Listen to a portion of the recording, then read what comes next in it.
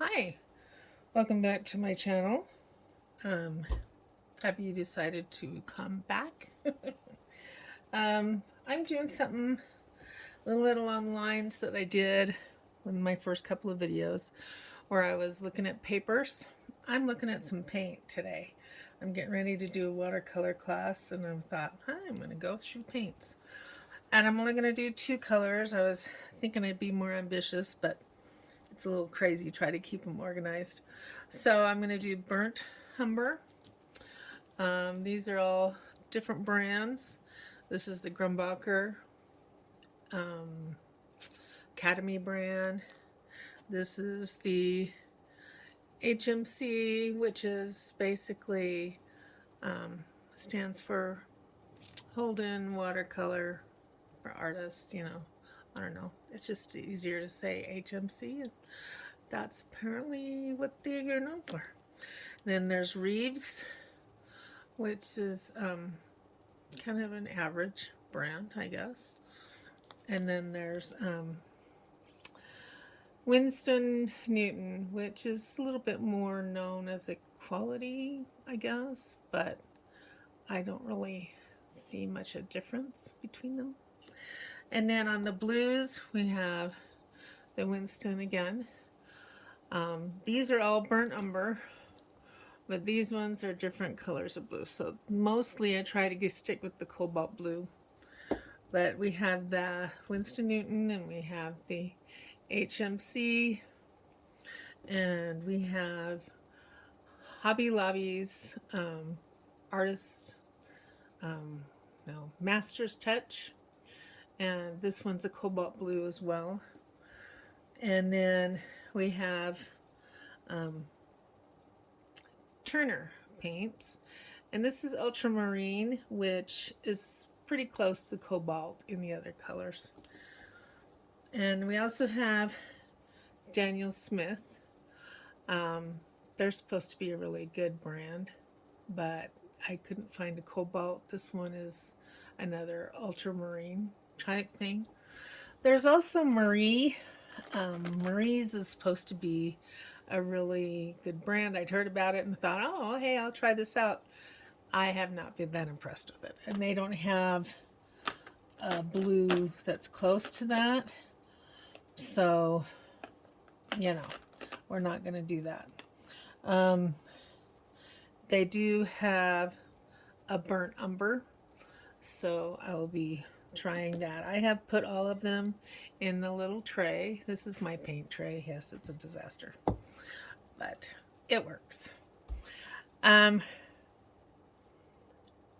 Unfortunately, I don't remember which ones are which in this. But I do think this one here is the Marie's, and so I'm just going to do swatches of color. One of the things that I noticed when I was taking them out of the tubes is some of them have separated in the tubes. So I'm not sure if that's because of where I live, which I live in Utah, which is a really dry climate, or if it's because they've sat for a while. I believe this one is the Grumbacher burnt umber. It kind of sells, but if you see, there's a little bit more of a red than brown in those 2 colors. I'm using the kind of crappy paper that I've complained about before because I don't really want to waste the good stuff. But you see that one's kind of a red one too. I think this one is the HMC.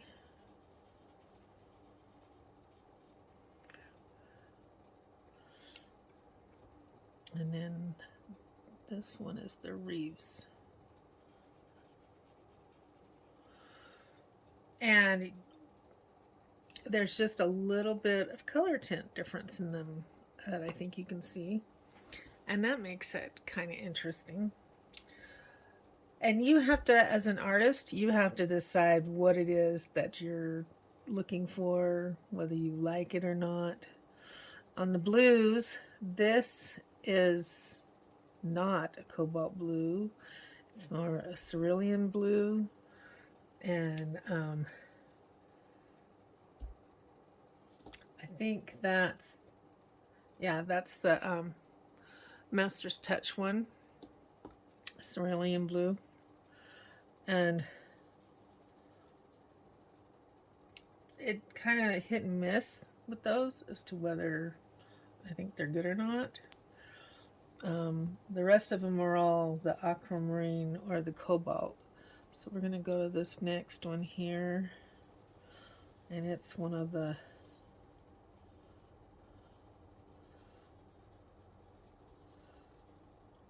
let's see which one is this one.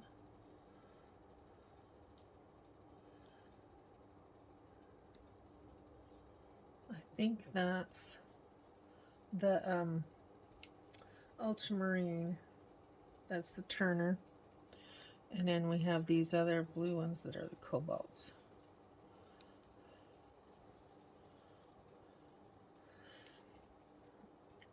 And so that one would be the Winston Newton. This one right here. And then we have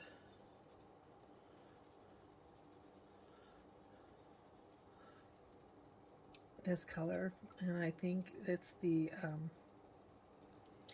HWC. And then this one is the Daniel Smith. So you can see how they respond differently. And I think it's interesting how these two have very similar tint. So they're probably both the Aquamarine. But I also wanted to try really quick on paper that I like. So this is the Jackson paper that I went through, and it's the cold pressed. And this paper is supposed to be cold pressed, but it handles wet on wet totally different. And so I wanted to do a little bit of comparison with the different papers. See if we can tell any difference right off, or if they're going to be, this one's kind of dried and hardened and doesn't want to activate very well. Wish I remember which one that was exactly, as I wasn't as organized as I should have been, so I didn't label these really clearly.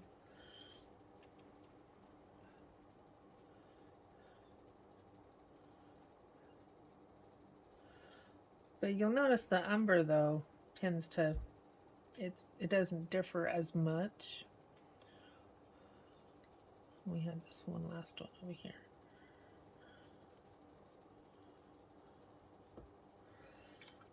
Okay, and now we're going to do the blues. So we have the cerulean, and then we have the aquamarine. I'm going to do some wet on wet for a second so that we get a little bit of the lay of the paper.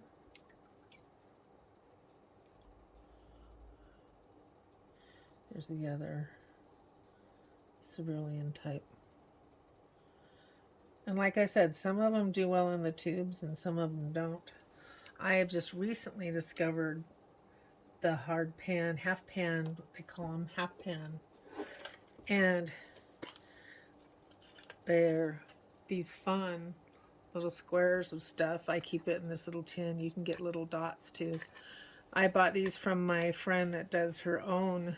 She makes her watercolors from scratch. I'm so amazed. She's Nibs Watercolor. Has her store on Etsy. I do not have any kickback from her. This is not sponsored by her. I just love her paints. Anyway, especially her Payne's Gray. Oh my goodness. The Payne's Gray is just amazing. And you just activate it a little bit. And look how strong that color is. I mean, it's just amazing. I love her paints. The other one I got from her was this green. And it's such a foresty green. It doesn't quite activate as much as the Payne's Gray. It has a little bit more granular effect. So I love the Payne's Gray. But the little dots things are fun if you want to just find a color and experiment with it and then see if you like it. But finding the kind of paint you like is going to be kind of your own experimentation and what you end up feeling like you like to do with it. You can even see, even though I kind of like this block, you can see how the paper is still bubbling, whereas this didn't even bubble with that. So it's just, some paper just doesn't do the wet on wet very well, or you have to really tape it down. So once again, it's just kind of experimental and stuff.